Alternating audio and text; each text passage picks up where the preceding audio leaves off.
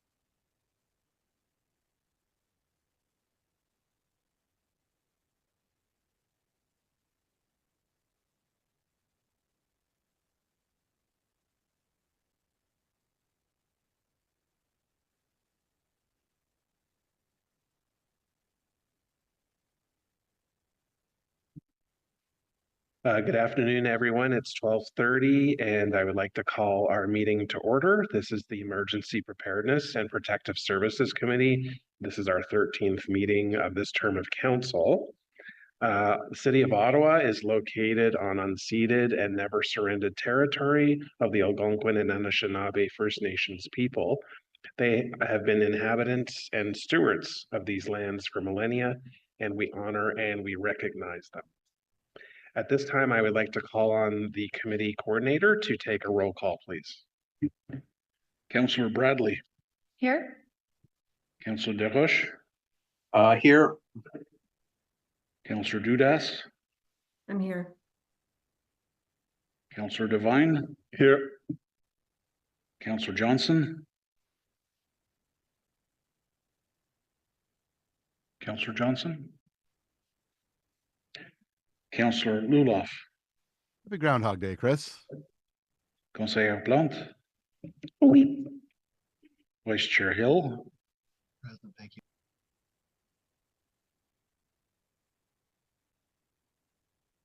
I believe I see Vice Chair Hill, or I saw Vice Chair Hill. He was very quiet, but he did say that he was here. And Chair Brockington. The vice chair is now on, and I'm here as well. You have quorum, Mr. Chair. Thank you, sir. Any declarations of interest? Seeing none, item 3 are the minutes from our last meeting on June 17th, 2024. Are the minutes of this committee meeting confirmed? Confirmed, thank you. Okay, response to inquiry. There was an inquiry with respect to vicious dogs. I just want to note that, and I don't see anyone asking for that to be lifted. So we will continue on. Item 5 is the Snowplow contractor licensing review. Staff do have a presentation, so we will hold that for now. And item 6 is just the status update of committee inquiries and motions for the period ending 10 September 2024. Is that item received? Received, thank you.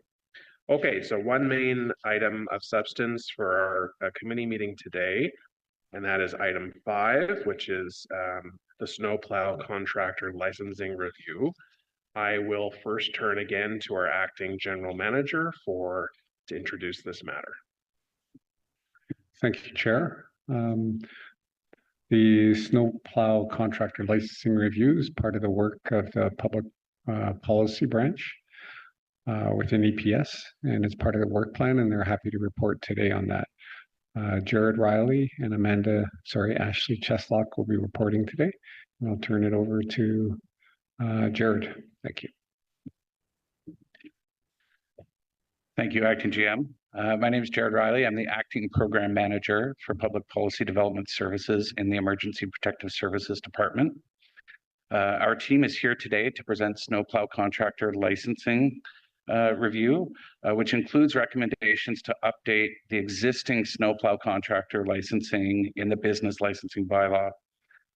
For clarification, these establish requirements for snowplow contractors that are removing snow from private property and not municipal snow clearing operations, which are the purview of the Transportation Committee and the Public Works Department. I'm joined today by my colleague Ashley Cheslock, the bylaw review specialist that has led this review, and I would like to turn it over to Ashley to explain our findings and our proposed recommendations. Thank you. Merci. Next slide, please. Thank you, Jared. Je voudrais commencer par remercier toutes les directions générales, les conseillers, les résidents et les secteurs d'activité pour leur collaboration apportée durant cet examen. This review is directed by Council as part of the 2023 to 2026 bylaw review work plan and asks staff to review noise and nuisance concerns, specifically the requirement for broadband backup alarms for private snowplow contractors, follow up on the results of the metal driveway marker pilot, and provide a recommendation on whether this type of material should be permanently included in the bylaw, and update and review the existing regulations to address any concerns related to consumer protection and public safety. Staff conducted a thorough bylaw review process, including issues identification, research, consultation, and extensive policy analysis. A jurisdictional scan was conducted, and municipalities with similar snow accumulations to Ottawa were reviewed. A public survey posted on Engage Ottawa received over 1,700 responses from residents, as well as consultations with the Accessibility Advisory Committee and the Ottawa Disability Coalition were completed. The industry was consulted 3 times by survey. First, to identify key issues on the file. Second, to receive feedback on potential policy options. And last, to understand how a licensing fee increase would impact their businesses. Staff engaged with other departments, including Public Works and Planning, to discuss feedback related to their areas of expertise. L'examen a porté sur des questions relatives au bruit, à la protection des consommateurs, à la sécurité publique et au suivi du projet pilote de bornes d'entrée métalliques. Dans le cadre de cet examen, on a créé un processus de consultation avec le public, les membres de l'industrie, les représentants de la communauté, de l'accessibilité et les directions générales de la ville concernées. Je vais maintenant souligner les conclusions de l'examen ainsi que les recommandations au règlement. Next slide, please. I'd like to begin by outlining some of the key issues and recommendations to address these areas of concern. First, unauthorized snow dumping includes snow that is being removed from private property by contractors and being placed on the roadway, the sidewalk, public and private accessible parking spaces, as well as neighboring laneways or parcels of land that are privately owned. Residents shared their experiences and concerns with snowplow contractors dumping snow on their property without authorization, which has resulted in nuisance amongst neighbors, visibility and hazard conditions, and in some instances has created accessibility barriers by impeding private walkways and entrances. The current bylaw does not include provisions related to unauthorized snow dumping on private property. Therefore, staff are recommending creating an offense to prohibit contractors from this type of activity. An offense would occur if a snowplow contractor places snow on private property without authorization other than those of their clients or at an authorized snow disposal facility. Based on feedback from members of the accessibility community and advocacy groups, staff are also recommending prohibiting dumping snow on accessible parking spaces, including those that are located on private property, along with a 4-hour cleanup requirement for any snow that a contractor dumps on an accessible parking space or on public property, including the roadway and sidewalk. During engagement, we did not receive any comments of concern from the industry on these specific recommendations. Le dépôt illégal de la neige est l'une des questions clés sur ce dossier, qui comprend l'enlèvement et placement de la neige sur des terrains publics et privés. Les recommandations incluent l'interdiction de déverser la neige sur les terrains privés des non-clients et les espaces de stationnement accessibles, ainsi qu'une obligation de ramasser la neige déchargée sur les terrains publics et des espaces de stationnement accessibles dans un délai de 4 heures.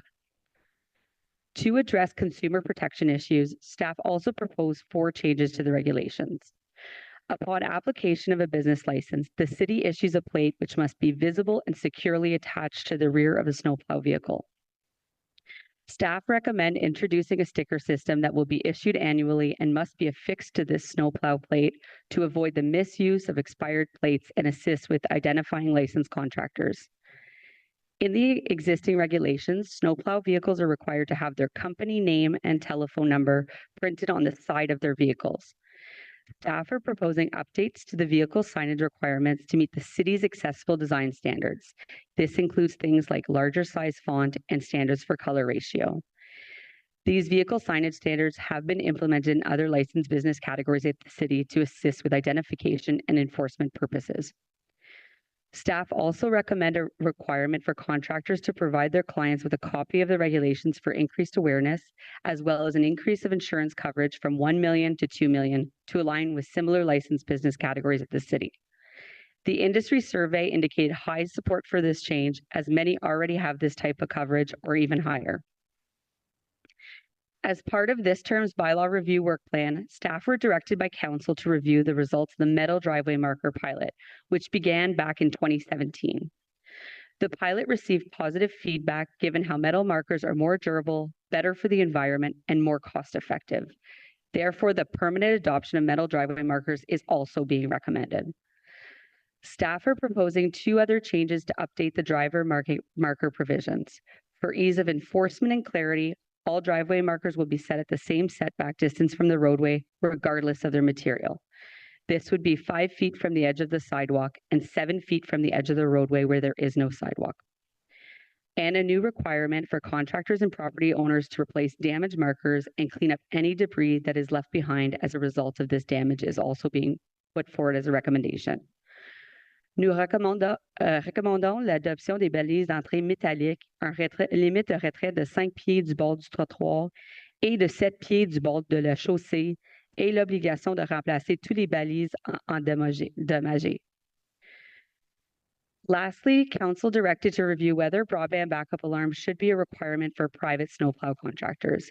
The public survey demonstrated that 86% of residents said that there were no noise concerns with private contractors. The industry survey indicated strong opposition to prescribing broadband backup alarms given the cost and resource implications. Based on our consultations, we do not feel that there is enough policy rationale to require this type of technology. However, we are committed to continuing to monitor the issue of noise. Selon les résultats de constatation, nous ne recommandons pas d'imposer des avertisseurs de recul à large bande de fréquence. Dans le cadre de cet examen, nous avons également recommandé à des changements pour clarifier certaines définitions, notamment à ce qui concerne l'exemption pour les agriculteurs et la définition des chasse-neige. Next slide, please. Bylaw and regulatory services anticipate that the administration and enforcement of new regulations will require additional focus. No new positions are being requested, as an existing resource within the service can be redeployed from a program that has ended. This resource would assist with receiving service requests, investigating complaints, and monitoring how the new provisions are going. As per Council's user fee and charges policy, a slight increase to the licensing fee would be required in order to fully cost recover this new resource. The increase would be $18 to the license fee and $18 to the snowplow vehicle fee. While licensing fee increases are never popular, feedback from the industry survey determined that an increase below $20 for each would have a minimal impact. No industry respondents indicated that this would result in a failure to continue operating. Une augmentation des droits de permis serait nécessaire pour recouvrir les coûts d'une ressource pour l'administration et l'application des nouveaux règlements. L'augmentation serait de $18 pour le droit de permis et de $18 pour le frais du véhicule. Next slide, please. These regulations will come into force immediately and would be effective for this upcoming winter season. However, bylaw and regulatory services will be providing a grace period for enforcement of the vehicle signage requirements to ensure that contractors have sufficient time to comply. The city will communicate all regulatory changes to snowplow contractors with their license renewals, as well as update the consumer protection webpage on ottawa.ca with additional educational material related to best practice and regulatory changes for residents. Les règlements et les droits de permis entreront en vigueur immédiatement pour cet hiver, tandis que l'exigence sur les enseignes de véhicules seront appliquées progressivement afin de laisser le temps aux exploitants de chasse-neige de se conformer. La Ville mettrait à jour la page web de la protection des consommateurs sur ottawa.ca en s'ajoutant des informations sur les meilleures pratiques et les modifications réglementaires. This concludes our presentation of the Snowplow Contractor Licensing Review. Thank you. Merci beaucoup. Thank you very much to staff for the presentation today and all the work that went into revising the bylaw, the proposed revisions to the bylaw. It's appreciated. I don't believe there are any delegations for this item. Is that correct? There are no delegations. So happy to take questions from committee members, Councillor Plante and then Councillor Luloff. Oui, merci beaucoup pour la présentation.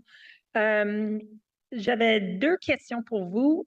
Quelles sont, disons, les plaintes les plus fréquemment de les gens appellent au sujet des snowplows? Et deuxièmement, est-ce qu'il y a une différence entre les plaintes dans les quartiers plus ruraux ou urbains, ou est-ce que c'est un peu toujours la même affaire partout dans la ville? Merci.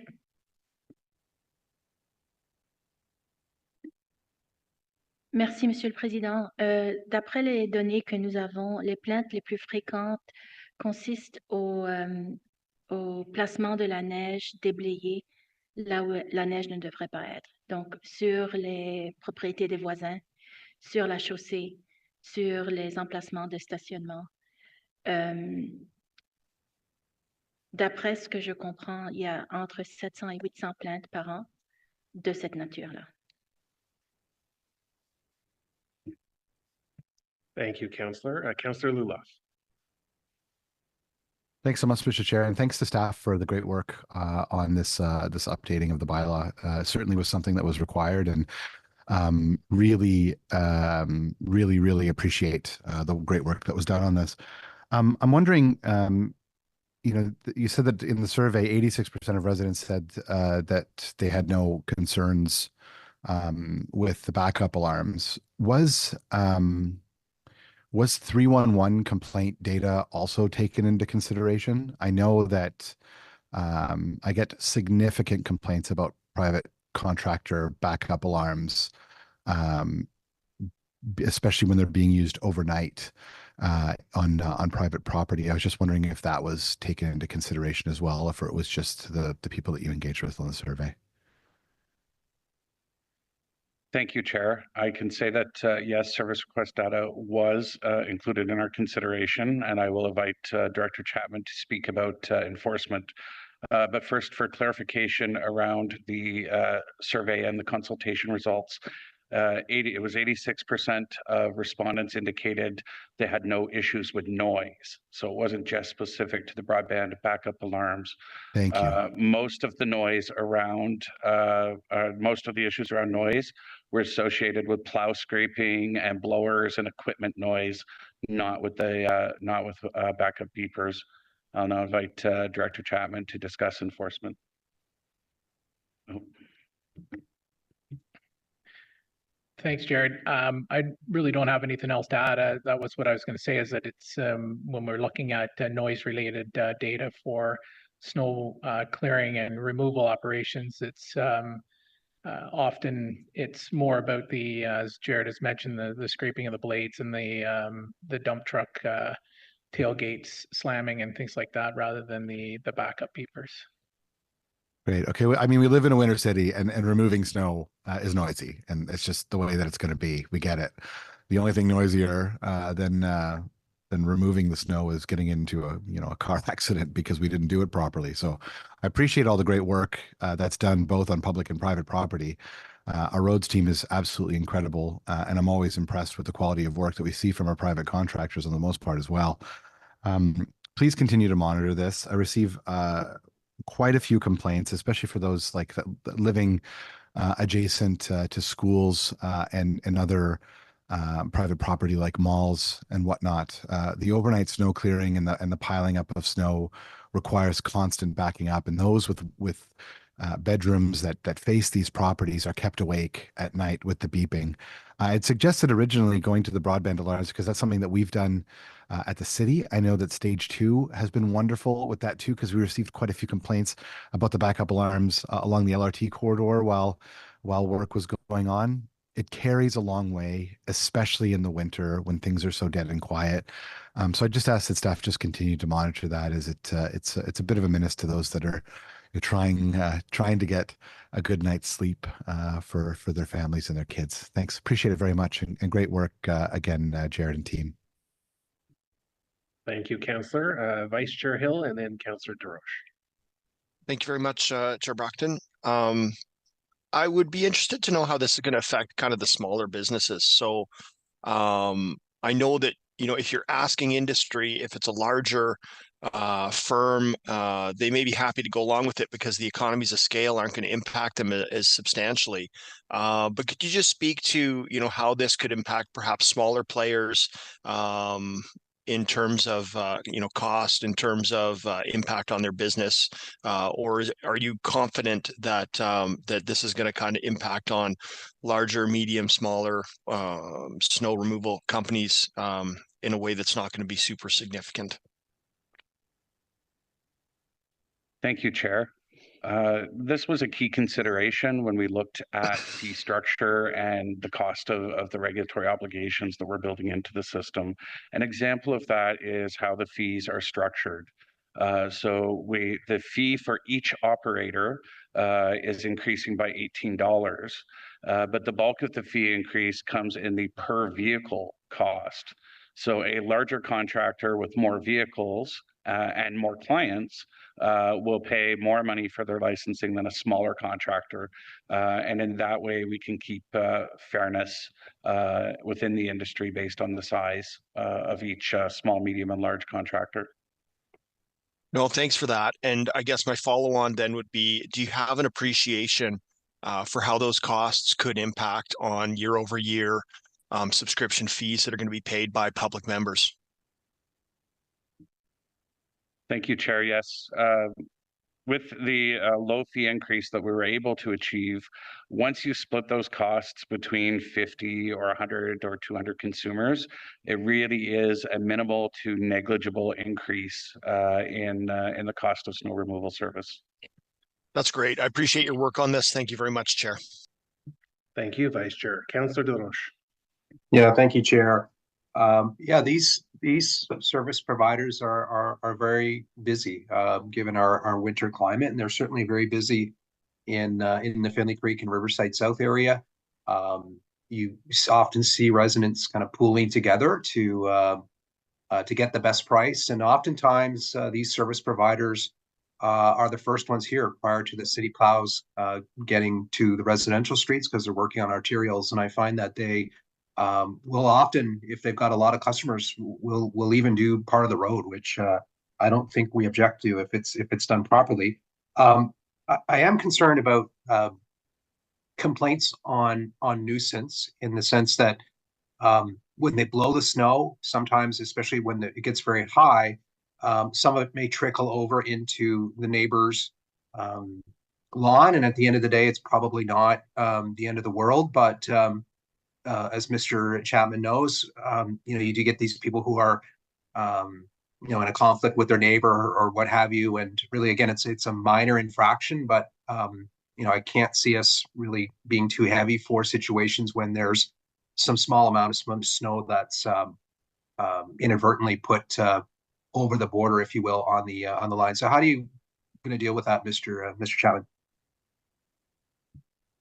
Mr. Chair, Councillor, thank you for the question. Again, enforcement discretion is very important here. It's, there are situations, especially when we have a significant amount of snow in a short period of time, might be several snow events without any melt in between.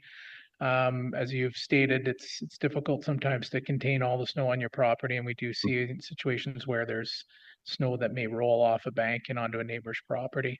But in those circumstances, on a case-by-case basis, with a officer conducting an investigation, they would use enforcement discretion there. Yeah, thank you for that, and that's kind of the way I would see it. I don't think we want to have people out with the measuring sticks for these kind of minor nuisances, but what won me over for this was obviously the concerns around accessibility and the barriers that we're putting in place, and not having an accessible city. So that's where I think the focus should be.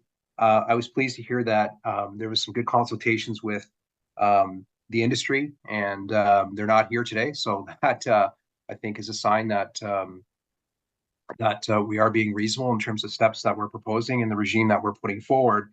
But I am concerned about the supply of these providers. Again, I know in the Finley Creek and Riverside South areas, it can be tough sometimes to find a provider where people want to have the subscription service. I know for seniors especially, the windrows are extremely challenging, and they rely on these service providers.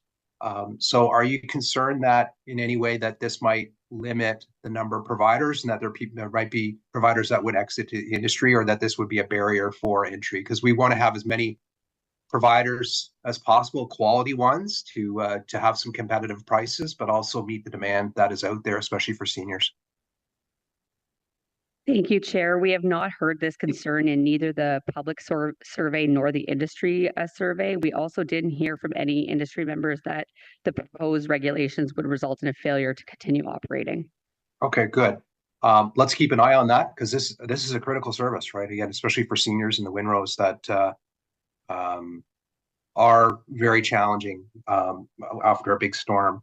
I know we were looking at possibly some regulations with respect to landscaping companies, and oftentimes the winter maintenance people become landscapers, and we've got a huge problems with not all landscapers, but there's a small segment that give their clients bad advice and tell them that they can chop down a tree, tell them that they can pave their entire driveway, and that's just bad advice because it violates our bylaws, and puts the homeowner in a jam.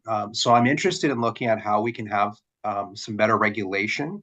But I think that these two need to be dovetailed so that if we are regulating the winter, and we do affect the same companies because they do summer work, just want to make sure that we're going to kind of have a harmonized system so that's not too much paperwork for what is basically the same company that is all season in terms of work.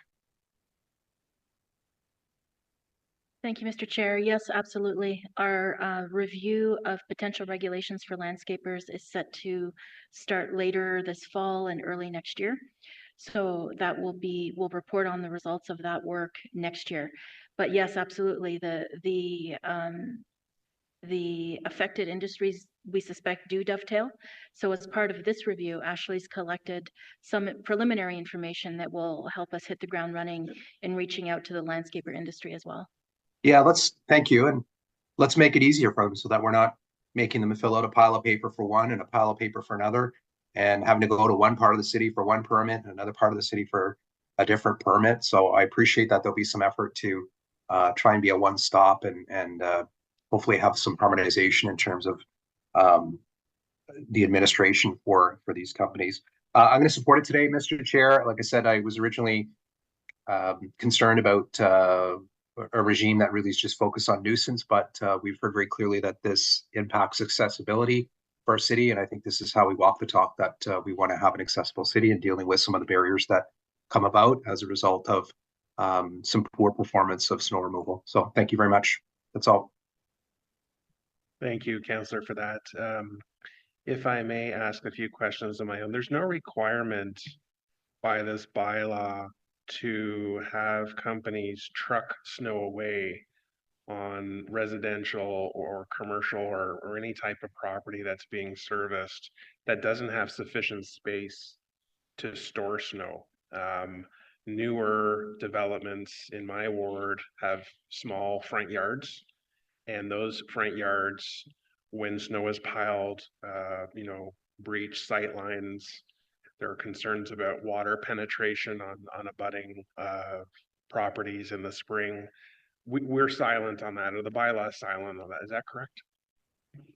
That's correct. So the issue of snow disposal storage is not included in this bylaw review. Okay, thank you. And just the metal markers that you're recommending be implemented to replace the existing fiberglass or plastic markers, is there a period where we'll allow companies, like if this passes, is the expectation that the markers that go in place next month will be metal, or is there a year's transition period to allow companies to purchase them? And maybe some don't know where to go and it takes time. So what's the grace period? Mr. Chair, thank you for the question. So just to clarify, the use of other types of materials are listed in the bylaw. So it's not replacing existing material markers that they have. It's just through the pilot project, is just making it legal now to use metal markers as well. Thank you for that clarification. That's good. Any other speakers to this item? Okay, the staff recommendation for us is that the Emergency Preparedness and Protective Services Committee recommend that council approve amendments to the city's licensing bylaw number 2002-189 as amended, pertaining to snowplow contractors, including new definitions and the replacement of Schedule 4 as described in this report and in the general form set out in document 1. Is this item carried? Carried. All right, thank you. We have dealt with item 6. Item 7 is in-camera items. Any items requiring us to go in camera? Seeing none. Item 8, notices of motion. Does anyone have a notice of motion? Seeing none, item 9, inquiries. Vice Chair Hill. Thank you very much, Mr. Chair. To the Director of Bylaw and Regulatory Services, Emergency and Protective Service Department, the inquiry reads, on June 14th, 2023, Council approved a compromise motion to introduce a new limit of 3 garbage bins or items per household for curbside pickup. The rollout for this new change will begin on September 30th and be fully in place by the end of the year. As residents adjust to this new limit, we could see an increase of illegal dumping where individuals take trash above and beyond the new limit and leave it in their neighbors' lawns, in parks, on the side of the road, in the right of way, or at commercial sites as well. To that end, could Bylaw and Regulatory Services please address the following questions to assure residents that all appropriate measures will be taken to address this issue? 1, what is the city's projection on how the frequency of illegal dumping will change when the new 3 garbage bins limit is in place? 2, how many cases of illegal dumping were successfully fined in Ottawa in 2022 and 2023? 3, does Bylaw have the resources required to sufficiently respond to an increase in illegal dumping? And 4, what is the current fine for illegal dumping under provincial regulation, and what steps can the city take to increase those fines? Are you currently taking those steps? And if so, where are we in that process? Thank you, Vice Chair, for that. Does anyone else have any inquiries? Seeing none. Before we adjourn, I just want to give a heads up that our next meeting will be on October the 17th. At this meeting, we will consider the review of potential regulations for vapor product retailers, the Public Safety Service 2023 Annual Report, and the 911 2023 Annual Report. Our November meeting will be dedicated for consideration of the 2025 draft budget. So I look forward to seeing you at those upcoming meetings. And I'd like to take this opportunity to acknowledge that Fire Prevention Week will be October 6th to 12th this year. This year's campaign is Smoke Alarms, Make Them Work for You. Everyone should have a smoke alarm and carbon monoxide alarm on each floor of their home and outside of sleeping areas. This is the perfect opportunity to install them if you don't have them, test them if you do, and replace them if needed. Thank you, colleagues. There is no other business before us, so our meeting today is adjourned.